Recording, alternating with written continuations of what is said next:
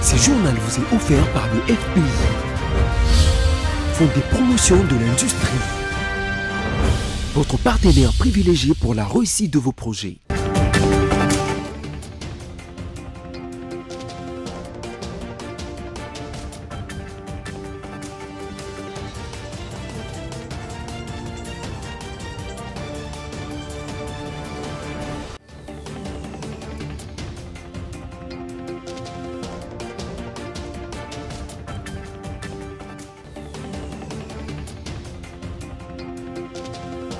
Madame, monsieur, bonsoir et bienvenue sur BC Télévision pour une nouvelle édition du journal. Voici tout de suite les grands titres de l'actualité. Une marche de soutien à la stabilité des institutions a été organisée ce matin à Matadi, chef-lieu de la province du Congo central, rassemblant plusieurs habitants dans la rue avec des calicots qui affichent des messages de paix visant un élan de développement durable dans cette province.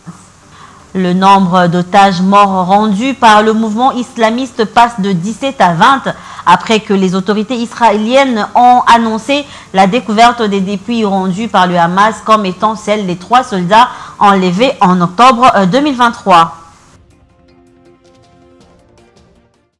Voilà tout pour les grands titres. Encore une fois, bonsoir et bienvenue. Si vous nous rejoignez, accompagné de la distinguée première dame Denise Onyakérou, le président de la République Félix Tshisekedi a pris part le week-end dernier à l'inauguration du Grand Musée d'Égypte, un événement culturel majeur auquel ont pris part plusieurs autres dirigeants du monde. Le GM est le résultat de 20 ans de travaux titanesques d'un des plus grands projets culturels au monde et abritant la plus grande collection au monde consacrée à une civilisation. La presse présidentielle nous en dit plus.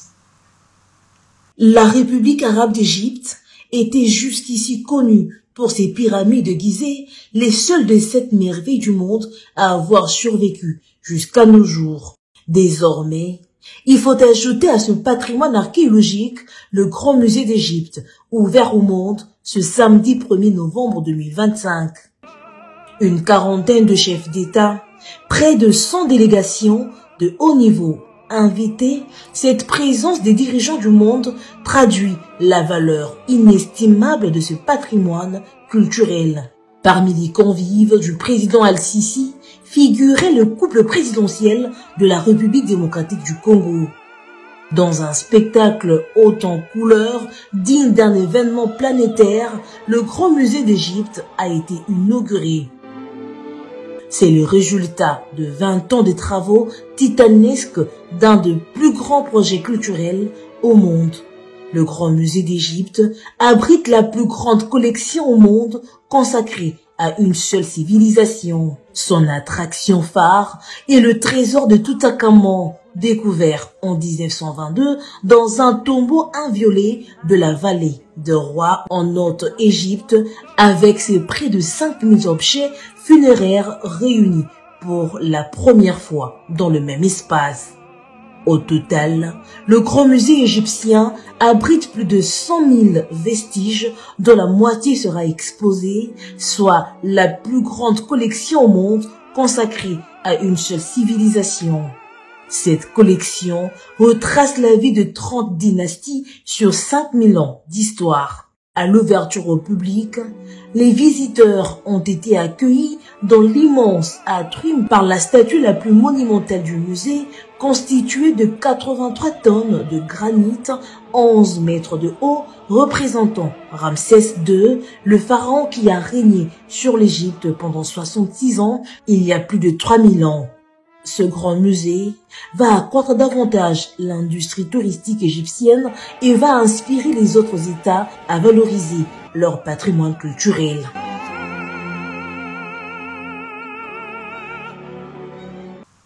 Le Qatar a réaffirmé son engagement en faveur de la résolution pacifique du conflit dans l'est de la République démocratique du Congo. La ministre des Affaires étrangères congolaise a rencontré son homologue du Qatar le dimanche dernier. Au centre des discussions figurait le renforcement de la coopération bilatérale et l'examen des derniers développements dans la région des Grands Lacs. Le ministre d'État qatari a insisté sur la conviction du Qatar quant à l'importance du dialogue comme moyen de résolution des conflits Kongoli et assuré la RDC et a assuré la RDC du soutien de Doha aux efforts pacifiques visant à mettre fin à la crise sécuritaire persistante dans l'Est. Autre chose, il s'est tenu le week-end dernier à l'amphithéâtre du ministère des Affaires étrangères la 4e édition de la conférence dénommée Femmes Repères RDC, une organisation de l'ASBL Jeunes en Action sous le thème « Les violences faites au genre ». Plusieurs personnalités publiques ont pris part à ces assises, notamment le représentant de la porte-parole du chef de l'État, la présidente de la fondation Elcos, Odiane Lekako et tant d'autres. Plus de détails dans cet élément que je vous propose de suivre. L'amphithéâtre du ministère des Affaires étrangères a vibré ce samedi 1er novembre sous les couleurs de l'ASBL Jeunes en Action. Cette organisation des jeunes est née la 4e édition de la conférence dénommée Femmes de repères RDC. Le thème principal des assises étant les violences faites au genre, plusieurs autorités ainsi que personnalités publiques ont pris part à ce grand rendez-vous des femmes qui inspirent, notamment le représentant de Madame la porte-parole du chef de l'État ainsi que Madame Odiane Lekako. Face à une salle bandée de jeunes étonnant cordialement l'hymne national. Mais je ne sais pas si les gens ont remarqué que depuis quelque temps, dans les réseaux sociaux, parce que tout le monde est réseaux sociaux, dès qu'il y a quelque chose qui ne va pas, les hommes agressent les femmes. On doit déshabiller une femme, mais avec une telle haine que quand on voit ça, on se dit, mais la personne qui filme, est-ce qu'il a une maman? Parce que tout à l'heure, le monsieur qui m'a présenté a dit qu'on a tous ici une maman. Est-ce que ces gens qui font ça, la première question qu'on se pose, est-ce que Bazan a maman?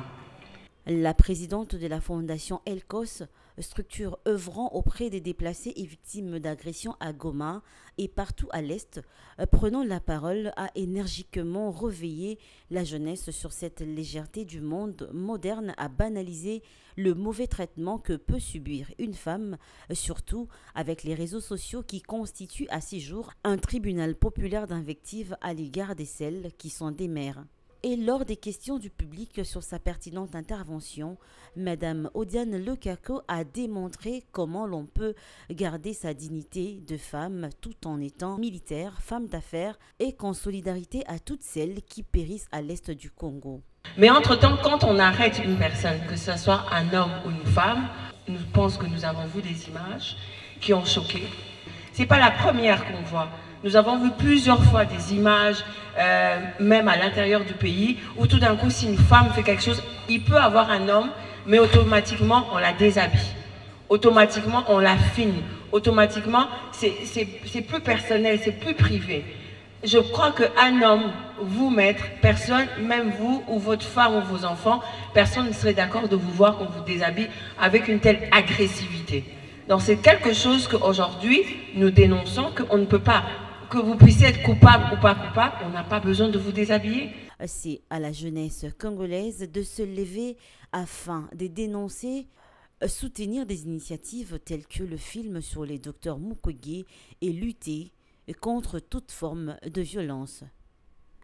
Et puis le ministre délégué en charge de la diaspora et de la francophonie, Crispin Mbadou, a exhorté le week-end dernier les Congolais vivant en France à ne céder à aucune incitation à rejoindre ou soutenir l'AFC M23, mouvement rebelle appuyé par le Rwanda. Selon lui, la stratégie de l'ennemi consiste notamment à tenter des Congolais l'agression en attirant des Congolais dans les rangs de l'AFC M23. On l'écoute. Pensez quand même au Congo. Pensez quand même à la nation congolaise.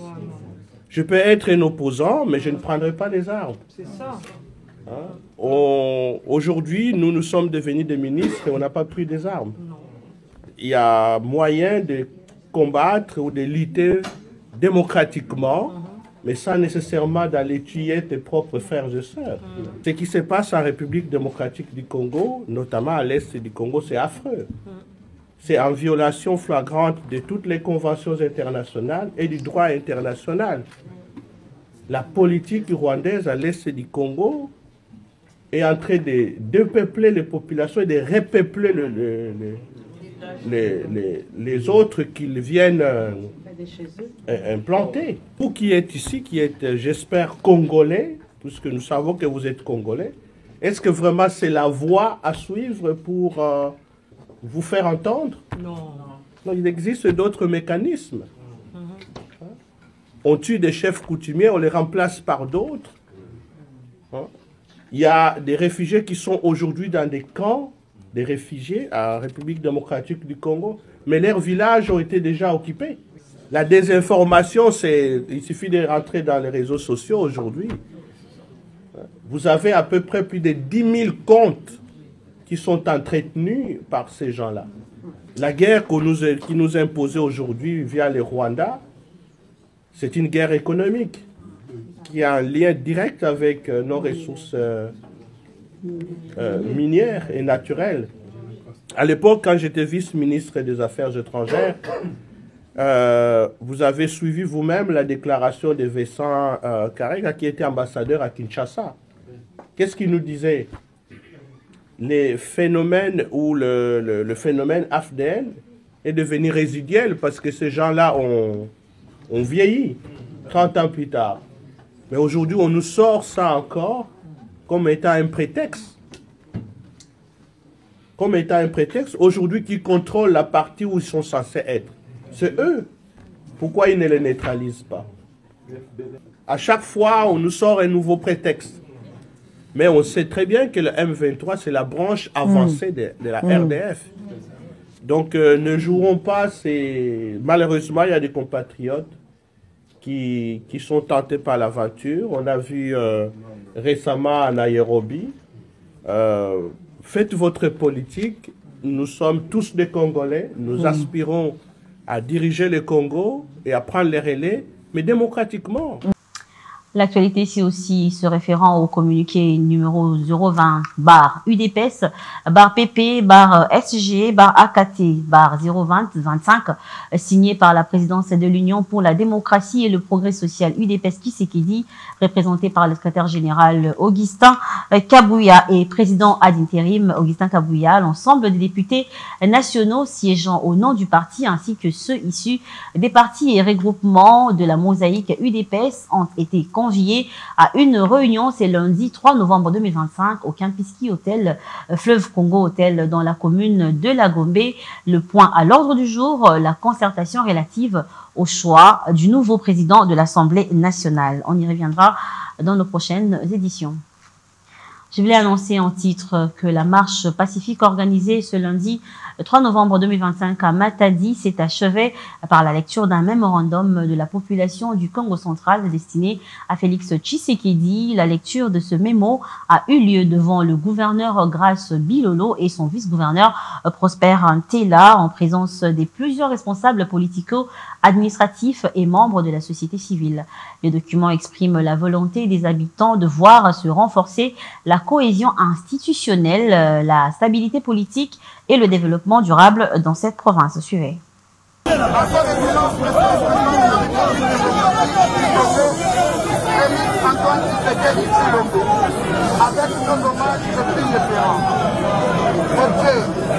Mémorandum de soutien à la stabilité des institutions provinciales du Congo central.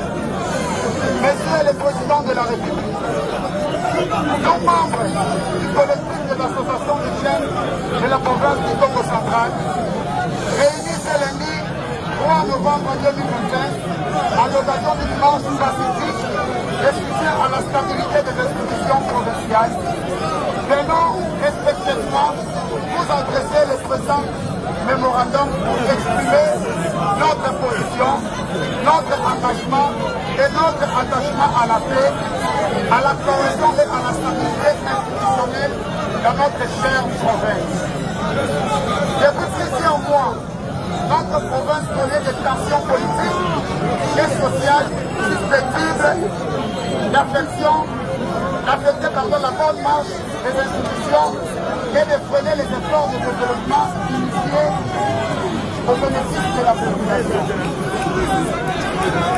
À Kinshasa, au cours d'une séance de travail tenue le week-end dernier avec les bureaux des communaux, le gouverneur de la ville, Daniel Bumba Lubaki, a exhorté les élus municipaux à s'impliquer pleinement dans les initiatives du gouvernement provincial afin de relever les défis majeurs de Kinshasa, en particulier l'assainissement. Daniel Bumba les a mobilisés dans la gestion des déchets et l'assainissement de la ville le plus vite que possible. Suivez. L'ensemble du bureau des conseils communaux a été réuni ce week-end par le gouverneur de la ville, Daniel Bumba Lubaki, dans le cadre du renforcement de la politique d'assainissement de la capitale congolaise. Au cours de cette rencontre, le gouverneur Daniel Bumba a exhorté les responsables communaux à s'impliquer effectivement dans la mise en œuvre des initiatives du gouvernement provincial. Il a insisté sur la nécessité d'une mobilisation collective pour relever les défis persistants liés à l'assainissement urbain. Pour intensifier l'opérationnalité et l'efficacité de la gestion des déchets, l'autorité urbaine a préconisé une collaboration étroite entre les communes, les conseillers communaux et les régies spécialisées, notamment la régie de gestion des déchets de Kinshasa pour la collecte des déchets ménagers et la direction générale de marché de Kinshasa, DGMK, pour seuls des déchets issus des marchés. Le gouverneur de la ville, Daniel Bumba Lubaki, a appelé à une implication renforcée des conseils communaux dans la mobilisation des objectifs des marchés. Objectif, garantir une transparence totale et doter le gouvernement provincial des moyens nécessaires pour redorer l'image de la capitale congolaise. Prévu initialement pour ce 3 novembre 2025, le lancement officiel du contrôle technique des véhicules à Kinshasa est reporté au 17 novembre prochain. L'annonce a été faite à la chaîne nationale RTNC par le ministre provincial des Transports, Jésus-Noël Chéquier, en raison de la forte affluence dans les centres techniques. Un report qui vise à donner plus de temps aux automobilistes pour finaliser leur démarche de conformité. Suivez. Sur instruction de son Excellence, Monsieur le gouverneur de la ville de Kinshasa, le gouvernement provincial, à travers les ministères ayant en charge des transports et de la mobilité urbaine dans la ville de Kinshasa, annonce la prolongation jusqu'au 17 novembre prochain, lundi 17, la période pour déployer les contrôles de certificats de contrôle technique. Donc initialement prévu pour demain les 3, vu l'engouement également dans tous les différents centres de contrôle technique, vu également les civismes démontrés par la population quinoise, le gouverneur a instruit l'exécutif provincial de pouvoir accorder une période de prolongation de 14 jours afin de permettre à tous les Quinois qui n'ont pas eu la possibilité de pouvoir aligner leurs véhicules au regard aussi bien de l'engouement et de toutes les files qu'on a constatées dans les différents centres, de pouvoir les faire aisément, mais cette prolongation n'est pas un décrochage. Et en dehors de nos frontières, les autorités israéliennes ont annoncé en ce jour avoir identifié les dépouilles rendues par le Hamas la veille comme étant celles des 3 soldats enlevés le 7 octobre 2023, ce qui porte à 20 le nombre d'otages morts rendus par le mouvement islamiste sur un total de 28 qu'il doit remettre. France 24 pour plus de détails. À bord de ces véhicules de la Croix-Rouge, 3 nouveaux corps d'otages remis ensuite à Israël. Ceux du soldat américano-israélien Omer Neutra, du colonel Assaf Hamami et du sergent Oz Daniel.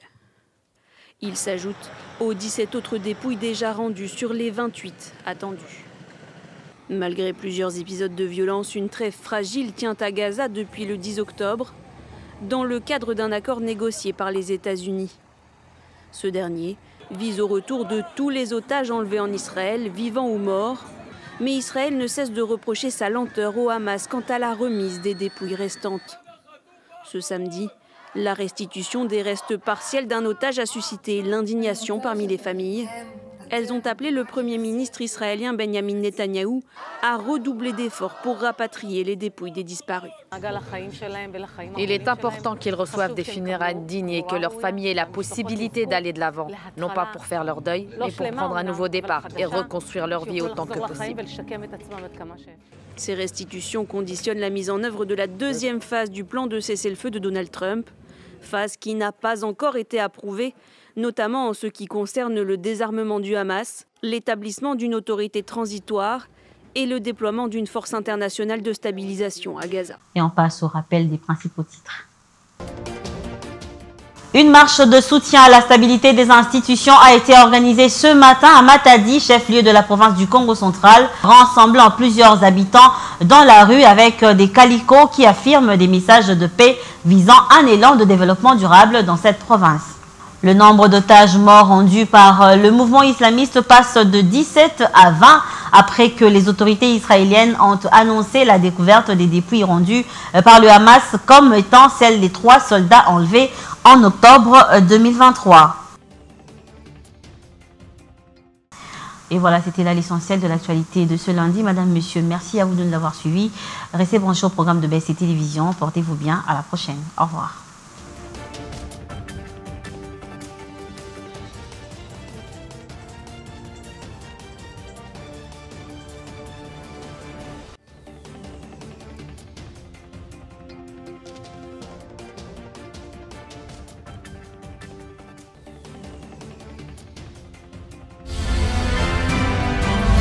Ce journal vous a été offert par le FPI, Fonds des promotions de l'industrie, votre partenaire privilégié pour la réussite de vos projets.